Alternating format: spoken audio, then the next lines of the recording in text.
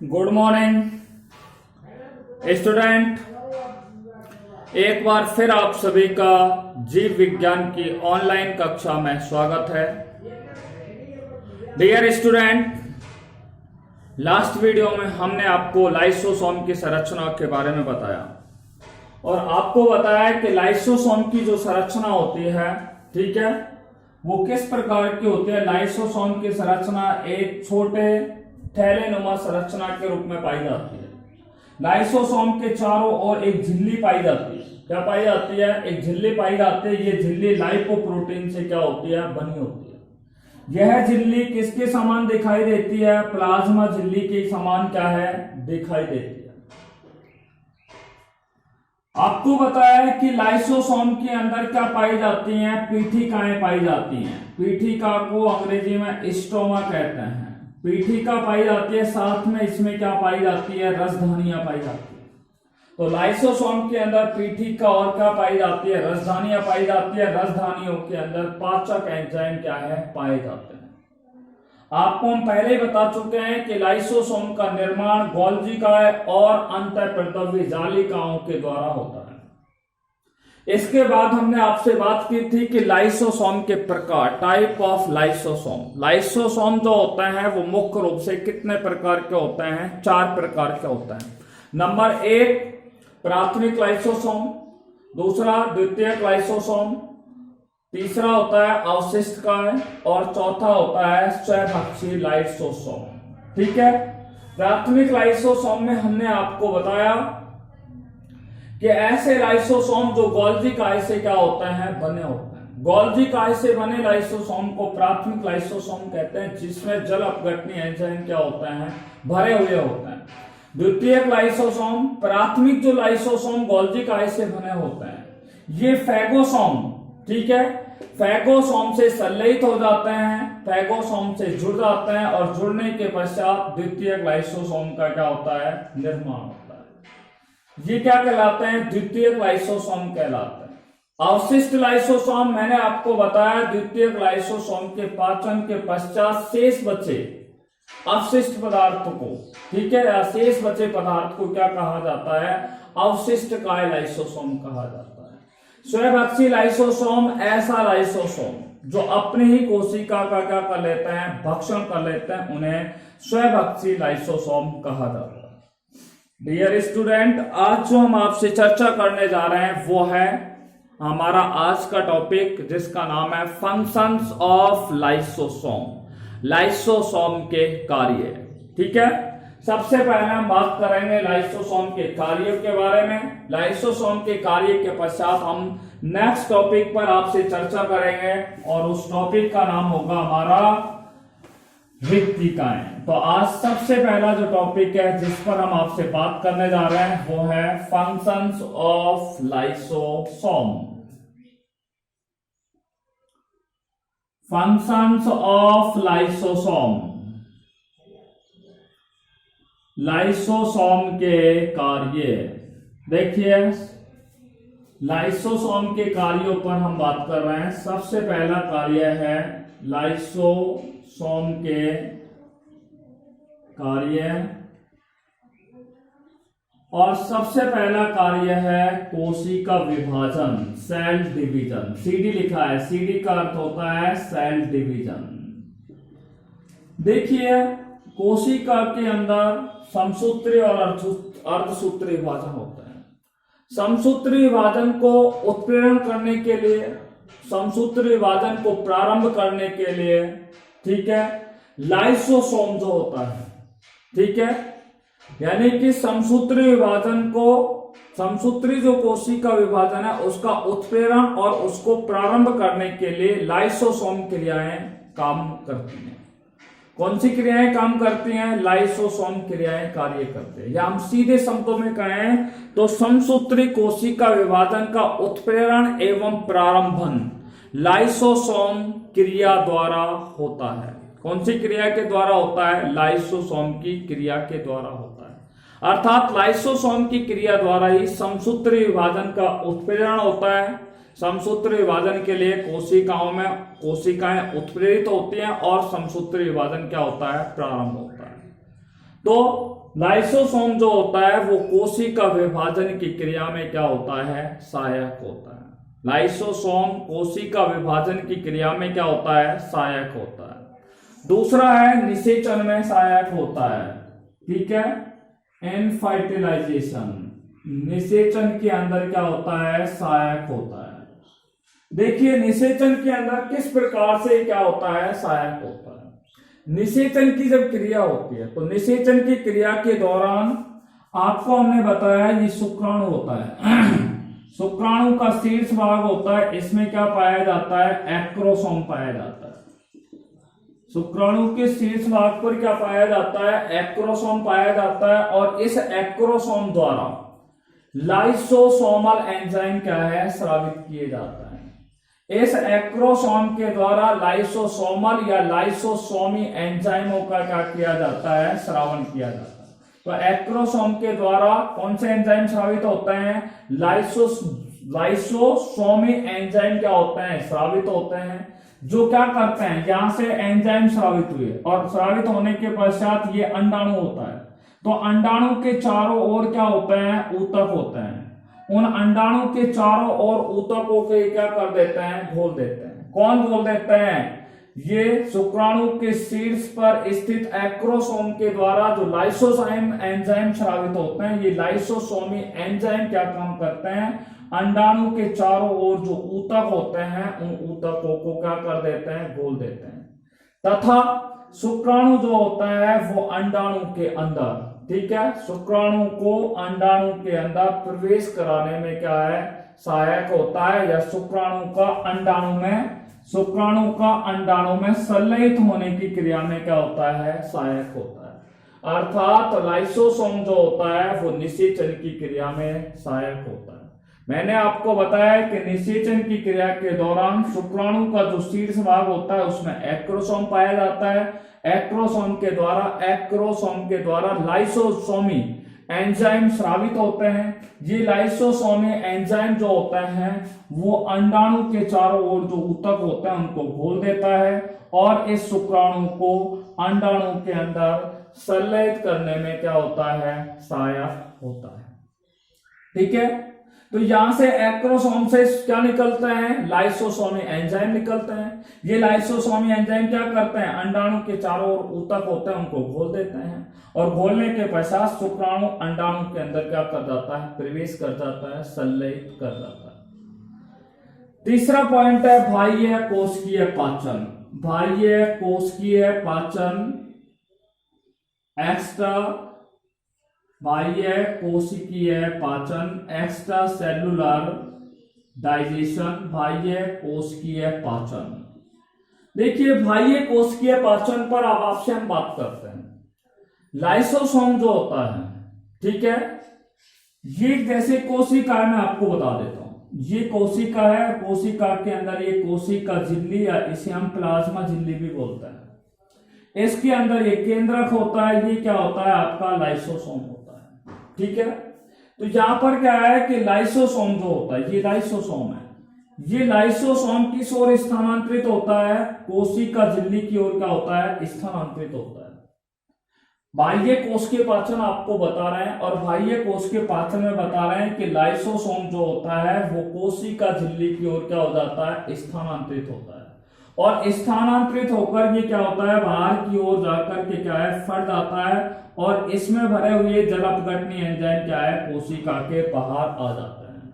ठीक है, बाहर आने के फलस्वरूप क्या है कि जो लाइसोसोम जो होता है, ठीक है, ये लाइसोसोम फटने के पश्चात जो जल अपघटनीय एंजाइम होता है वो कोशिका झिल्ली के बाहर निक्षेपित हो बाहर आ जाते हैं और कोशिका झिल्ली के बाहर जो पदार्थ होते हैं, कोशिका झिल्ली के बाहर निक्षेपित पदार्थ या जो जमा पदार्थ होते हैं उनका ये लाइसोसोम के फटने पर जो एंजाइम बाहर निकलते हैं वो एंजाइम क्या करते हैं, कोशिका झिल्ली के बाहर इन पदार्थों का, इन निक्षेपित पदार्थों का क्या कर देते हैं, पाचन कर देते हैं। अर्थात पाचन कहां हो रहा है, कोशिका से बाहर। अर्थात ये कोशिका है, देखिए, ठीक है, कोशिका झिल्ली और कोशिका झिल्ली के बाहर यहाँ पर बहुत सारे पदार्थ क्या है, जमे हुए हैं। ठीक है। तो ऐसी स्थिति में क्या है कि लाइसोसोम जो होता है वो प्लाज्मा झिल्ली के पास में आएगा, और पास में आने के बाद प्लाज्मा झिल्ली के बाहर या कोशिका झिल्ली के बाहर आकर के फट जाता है। फटने पर यहाँ से क्या निकलते हैं, एंजाइम निकलते हैं, और ये एंजाइम जल अपघटनी एंजाइम क्या करते हैं, कोशिका झिल्ली के बाहर स्थित इन पदार्थों का क्या कर देते हैं, पाचन कर देते हैं। इस प्रकार के पाचन को बाह्य कोशिकीय पाचन कहते हैं। ठीक है। तो बाह्य कोशिकीय पाचन जो होता है वो लाइसोसोम के द्वारा होता है। लाइसोसोम के द्वारा ही अंतर कोशिकीय पाचन होता है, इंटरसेल्युलर डाइजेशन। इंटरसेल्युलर डाइजेशन भी किसके द्वारा होता है, लाइसोसोम के द्वारा होता है। देखिए यहाँ पे किस तरीके से अंतर कोशिकीय पाचन होता है। लाइसोसोम जो होता है वो अपनी कोशिका के अंदर, ये लाइसोसोम है, ठीक है, और ये कोशिका के अंदर है। लाइसोसोम जो होता है वो अपनी ही कोशिका के अंदर, ठीक है, अपनी कोशिका के अंदर जो भोजन की कमी हो जाती है, ठीक है, या हम कह सकते हैं कि लाइसोसोम अपनी कोशिका के अंदर क्या करते हैं, पाचन कर सकते हैं। कैसे कर सकते हैं पाचन? मैंने आपको बताया कि जब कोशिका के अंदर भोजन की क्या हो जाती है, कमी हो जाती है, कोशिकाओं में भोजन की कमी हो जाती है, तो जीव का जो शरीर होता है उसको ऊर्जा की क्या होती है, आवश्यकता होती है। जब ऊर्जा की आवश्यकता होती है तो क्या करते हैं कि कोशिका में उपस्थित कार्बोहाइड्रेट, प्रोटीन और वसा का ये क्या कर देते हैं, पाचन जो करते हैं वो लाइसोसोम के द्वारा ही करते हैं। इसलिए कोशिकाओं में अंतर कोशिकीय पाचन में कौन सहायक होता है, लाइसोसोम होता है। एक बार फिर सुन लीजिए अंतर कोशिकीय पाचन कि लाइसोसोम जो होता है वो अपनी कोशिका के अंदर भोजन का पाचन कर सकते हैं। कब करते हैं ये सुन लीजिए, जब कोशिका में भोजन की कमी हो जाती है और जीव की जो शारीरिक क्रिया के लिए ऊर्जा की आवश्यकता होती है, उस ऊर्जा की आपूर्ति करने के लिए कोशिका में उपस्थित जो कार्बोहाइड्रेट होता है, प्रोटीन होता है या वसा होती है, उनका ये क्या है, लाइसोसोम कोशिका के अंदर ही क्या कर देती है, पाचन कर देती है, जिसे अंतर कोशिकीय पाचन, इंटरसेल्युलर डाइजेशन कहते हैं। अब बात करते हैं हम नेक्स्ट बाह्य कणों का पाचन। कौन से कणों का पाचन, बाह्य कणों का पाचन। ठीक है, नेक्स्ट टॉपिक है हमारा बाह्य कणों का पाचन। देखिए बाह्य कणों का पाचन किस तरीके से होता है, इस पर हम आपसे बात कर रहे हैं। देखो भी, ये क्या है, कोशिका झिल्ली है, क्या है, सेल मेम्ब्रेन है, ठीक है। और कोशिका झिल्ली क्या काम करती है कि कोशिका झिल्ली के पास क्या है, ये भोज्य पदार्थ आते हैं। आपने पिनेकोसाइट और क्या पढ़ा था, फैगोसाइट पढ़ा था, तो ये फैगोसाइट है, ठीक है। कोशिका झिल्ली द्वारा जो भोजन होता है उसको ठोस रूप में अगर ग्रहण करें, ठोस रूप में अंतर ग्रहण करें तो वो क्या कहलाता है, फैगोसाइटोसिस, ठीक है। और तरल पदार्थ के रूप में करें तो वो क्या कहलाता है, पिनेकोसाइटोसिस कहलाता है। तो कोशिका झिल्ली द्वारा भोजन जो होता है उसको फैगोसाइटोसिस या एंडोसाइटोसिस की क्रिया द्वारा क्या किया जाता है, ग्रहण किया जाता है। जब ग्रहण किया जाता है तो हमने आपको बताया कि ये कोशिका झिल्ली के अंदर क्या बन जाते हैं, अंतर्वलन बन जाते हैं। और इन अंतर्वलनों के अंदर ये ठोस पदार्थ क्या है, इन अंतर्वलनों के अंदर आ जाता है। अंतर्वलन के अंदर आने के पश्चात कोशिका जो होते हैं ये इस भोज्य पदार्थ को चारों ओर से क्या कर लेती है, घेर लेती है, ठीक है। और प्राथमिक लाइसोसोम की ओर क्या होती है, ये स्थानांतरित होती है। किस ओर स्थानांतरित होते हैं, प्राथमिक लाइसोसोम की ओर स्थानांतरित होते हैं। और लाइसोसोम के एंजाइम जो होते हैं, लाइसोसोम के एंजाइम क्या काम करते हैं, इन खाद्य पदार्थों को क्या है, इन खाद्य पदार्थों के संपर्क में आते हैं और संपर्क में आकर के इन खाद्य पदार्थों का क्या करते हैं, इनका पाचन करते हैं। इस तरीके से बाह्य कणों का क्या होता है, पाचन होता है। तो बाह्य कणों को क्या किया जाता है, अंतर्ग्रहण किया जाता है। अंतर्ग्रहण के लिए मैंने एंडोसाइटोसिस बताया था। एंडोसाइटोसिस भी दो प्रकार का होता है, फैगोसाइटोसिस और पिनेकोसाइटोसिस। फैगोसाइटोसिस में कोशिका के द्वारा जो भोज्य पदार्थ ग्रहण किए जाते हैं वो ठोस रूप में ग्रहण किए जाते हैं, और ठोस रूप में जब ग्रहण किए जाते हैं तो यहाँ पे अंतर्वलन का निर्माण होता है, और अंतर्वलन प्लाज्मा झिल्ली के अंदर अंतर्वलन बनते हैं, और ये अंतर्वलन बनने के बाद क्या है, जो भोज्य पदार्थ होता है वो अंतर्वलन में आ जाता है। अंतर्वलन में आने के पश्चात ये क्या है, कोशिका जो होती है वो चारों ओर से उस भोज्य पदार्थ को ग्रहण कर लेती है, और प्राथमिक जो लाइसोसोम होते हैं, ठीक है, वो इन खाद्य पदार्थों की ओर स्थानांतरित होते हैं, और प्राथमिक लाइसोसोम के द्वारा जो एंजाइम होते हैं वो इन खाद्य पदार्थों के संपर्क में आकर के उनका क्या कर देते हैं, पाचन कर देते हैं। तो ये कौन सा कार्य हो गया, पांचवा। छठा कार्य है गुणसूत्र विच्छेदन। गुणसूत्र विच्छेदन पर हम बात कर रहे हैं, ठीक है। Breaking of chromosomal, breaks of chromosome, विच्छेद का मतलब होता है तोड़ना। ब्रेक्स ऑफ क्रोमोसोम्स, क्रोमोसोम, प्रत्येक जीव के अंदर गुणसूत्रों की संख्या निश्चित होती है, ठीक है। तो ऐसा माना जाता है, क्या माना जाता है कि लाइसोसोम में क्या है, ध्यान से सुनना, ऐसा माना जाता है कि लाइसोसोम में एक क्या है, एंजाइम पाया जाता है, ठीक है, जिसका नाम है DNAs enzyme, DNAs enzyme. Lysosome में डीएनएज एंजाइम पाया जाता है और कुछ अन्य एंजाइम पाए जाते हैं। लाइसोसोम में क्या पाए जाते हैं, डीएनएज एंजाइम और अन्य एंजाइम पाए जाते हैं। ये डीएनएज एंजाइम और अन्य एंजाइम क्या काम करते हैं कि जो गुणसूत्र होते हैं, ठीक है, गुणसूत्रों को क्या कर देते हैं, विखंडित कर देते हैं, गुणसूत्रों को खंडों में क्या कर देते हैं, तोड़ देते हैं, ठीक है। तो गुणसूत्रों का विखंडन किसके द्वारा किया जाता है, लाइसोसोम के द्वारा किया जाता है, और ऐसा माना जाता है कि लाइसोसोम के द्वारा डीएनएज और अन्य एंजाइम जो होते हैं, डीएनएज और अन्य एंजाइमों की सहायता से गुणसूत्रों को क्या है, विखंडित किया जा सकता है, ठीक है। तो गुणसूत्रों का क्या किया जा सकता है, विखंडन किया जा सकता है। नेक्स्ट है कोशिकीय पाचन। कोशिकीय पाचन पर हम बात करते हैं, कोशिकीय पाचन। देखिए कोशिकीय पाचन कब होता है, सेलुलर डाइजेशन। कोशिका या तो मृत हो जाती है, ठीक है, कोशिकाओं के मृत होने पर, ठीक है, आपको मैंने बताया कि कोशिका जब मृत हो गई, जैसे ये कोशिका है और ये कोशिका मृत हो गई, तो इस कोशिका में लाइसोसोम तो होते हैं, तो ये लाइसोसोम क्या होते हैं भैया, बाहर निकलते हैं और ये क्या है, फट जाते हैं, ठीक है। कोशिका पूरी तरीके से मृत हो गई तो ये लाइसोसोम बाहर की तरफ क्या है, निकलते हैं और क्या है, फट जाते हैं। फटने के पश्चात जितने भी समस्त अंतर वस्तुएं होते हैं या समस्त कोशिकांग होते हैं उनका ये क्या कर जाते हैं, पाचन कर जाते हैं। इस तरीके से कोशिका का क्या होता है, पाचन होता है। कोशिका का पाचन जब होता है जब कोशिकाएं क्या हो जाती है, मृत हो जाती है। मृत होने के बाद लाइसोसोम फट जाता है और फटने पर जितने भी अंतर वस्तुएं होती हैं, ठीक है, उन समस्त अंतर वस्तुओं का पाचन इस लाइसोसोम के द्वारा कर दिया जाता है। नेक्स्ट है हमारा अस्थि जनन, ऑस्टियोजेनेसिस। अस्थि जनन, ठीक है, इंग्लिश में बोलते हैं ऑस्टियोजेनेसिस, ऑस्टियोजेनेसिस।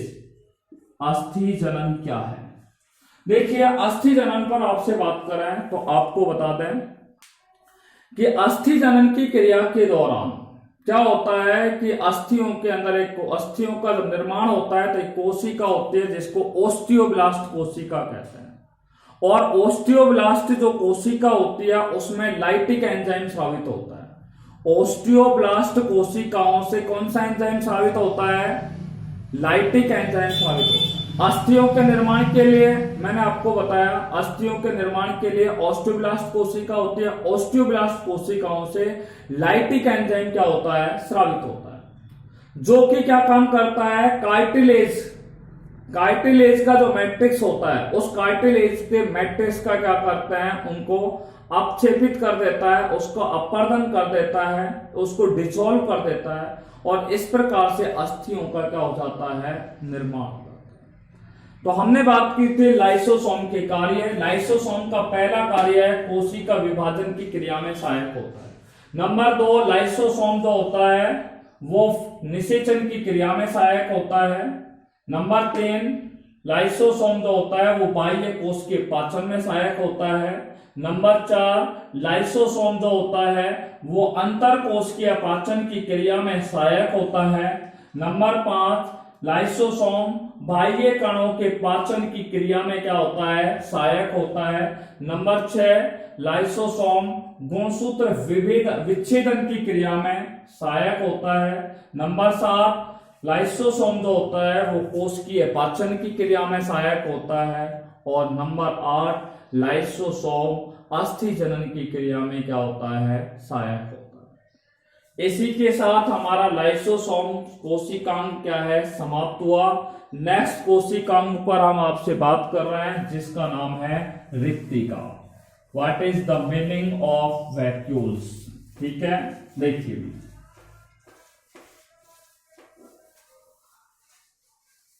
बात करते हैं रिक्तिकाओं पर। देखिए रिक्तिका इंग्लिश में बोलते हैं वैक्यूल्स, ठीक है, वैक्यूल्स या इनको बोलते हैं रिक्तिका। सबसे पहले बात करते हैं रिक्तिकाओं की खोज के बारे में। आपको हमने बताया कि रिक्तिकाएं जो होती हैं वो पादप कोशिकाओं में पाई जाती है, ठीक है। पादप कोशिकाओं में ये आकार में बड़ी होती है, इनकी संख्या एक या एक से क्या होती है, अधिक होती है। आपको मैंने बताया कि रिक्तिका की खोज एक वैज्ञानिक थे जिनका नाम था डुजार्डिन। पादप कोशिकाओं में रिक्तिकाओं की खोज किसने की थी, डुजार्डिन नाम के वैज्ञानिक ने की थी। किसने की थी, डुजार्डिन नामक वैज्ञानिक ने रिक्तिकाओं की खोज पादप कोशिकाओं में की। आपको बता दें पादप कोशिकाओं में, देखिए ये जंतु कोशिका नहीं बता रहे हैं, हम यहाँ पे पादप कोशिका ले रहे हैं। ये पादप कोशिका है, ये पादप कोशिका के अंदर क्या है, इस तरीके की संरचना आपने देखी है। इसको बोलते हैं कोशिका भित्ति और इसे बोलते हैं कोशिका झिल्ली। यह होता है केंद्रक और यहाँ पर इस तरीके से ये क्या पाई जाती है, रिक्तिका पाई जाती है। वैक्यूल्स क्या है, पाई जाती है, ये रिक्तिका है। तो रिक्तिकाओं की संख्या पादप कोशिकाओं में एक हो सकती है, अधिक हो सकती है। रिक्तिकाओं का आकार कैसा होता है, गोलाकार होता है। रिक्तिकाओं का आकार कैसा होता है, गोलाकार होता है। और रिक्तिकाएं जो होती है वो एक झिल्ली द्वारा क्या होती है, घिरी होती है। एक झिल्ली के द्वारा क्या होती है, झिल्ली के द्वारा घिरी होती है, या एक परतीय झिल्ली के द्वारा घिरी होती है। या हम कह सकते हैं रिक्तिकाएं जो होती हैं वो इकाई झिल्ली से क्या होती है, घिरी हुई होती है, ठीक है। और इकाई झिल्ली से घिरी हुई रिक्तिकाएं किस में पाई जाती है, पादप कोशिकाओं में पाई जाती है। देखिए रिक्तिकाओं को घेरने वाली, ये रिक्तिकाओं को घेरने वाली क्या होती है, झिल्ली होती है। रिक्तिकाओं को घेरने वाली ये झिल्ली जो होती है, इस रिक्तिकाओं को घेरने वाली झिल्ली को क्या कहते हैं, टोनोप्लास्ट कहा जाता है। क्या कहा जाता है, टोनोप्लास्ट कहते हैं। आपसे पूछा जाए कि टोनोप्लास्ट किसे कहते हैं, तो आप कहेंगे कि रिक्तिका को घेरने वाली जो झिल्ली होती है, और वो झिल्ली कैसी होती है, एक झिल्ली होती है, एक परती होती है, या इकाई झिल्ली होती है, जिसे क्या कहा जाता है, टोनोप्लास्ट कहते हैं, ठीक है। तो रिक्तिका को घेरने वाली सजीव झिल्ली को ही, रिक्तिका को घेरने वाली सजीव झिल्ली को ही क्या कहा जाता है, टोनोप्लास्ट कहा जाता है। देखिए मैं आपको बता दूं, इस रिक्तिकाओं के अंदर क्या भरा होता है, द्रव पदार्थ भरा होता है। क्या भरा होता है, रिक्तिका के अंदर द्रव पदार्थ भरा होता है, जिसे क्या कहा जाता है, कोशिका रस कहा जाता है। रिक्तिका के अंदर एक द्रव पदार्थ भरा होता है जिसे क्या कहा जाता है, कोशिका रस। इंग्लिश में बोलते हैं सेल सेप कहा जाता है। क्या कहा जाता है, सेल सेप कहा जाता है। रिक्तिकाओं में जो भरा द्रव होता है उसको कोशिका रस या सेल सेप कहते हैं। मैं आपको बता दूं, जो युवा कोशिकाएं होती हैं, अडल्ट जो सेल होती हैं, उनमें रिक्तिकाओं का आकार छोटा होता है। अडल्ट जो सेल होती है या युवा कोशिकाएं होती हैं, उनमें रिक्तिकाओं का आकार कैसा होता है, छोटा होता है। रिक्तिकाओं का आकार कैसा होता है, छोटा होता है। परंतु जैसे जैसे कोशिका का आकार क्या होता जाता है, बढ़ता जाता है। जैसे जैसे कोशिका आकार में बड़ी होती जाती है, वैसे वैसे ही क्या है, रिक्तिका का आकार भी उस कोशिका में क्या है, बढ़ता हुआ चला जाता है। अर्थात रिक्तिका का आकार भी क्या हो जाता है, बढ़ जाता है। ठीक है, अब इसके मैंने आपको बताया इस कोशिका के अंदर, ठीक है, इस रिक्तिका के अंदर भरा हुआ जो तरल पदार्थ होता है या द्रव पदार्थ होता है उसे कोशिका रस कहते हैं। और इस कोशिका रस में अपशिष्ट पदार्थों का क्या होता है, संचय होता है। कौन कौन से अपशिष्ट पदार्थों का संचय होता है, ठीक है, कोशिका रस में जो अपशिष्ट पदार्थ संचित होते हैं उन्हें अजैव पदार्थ कहते हैं। उन्हें अजैव पदार्थ या उन्हें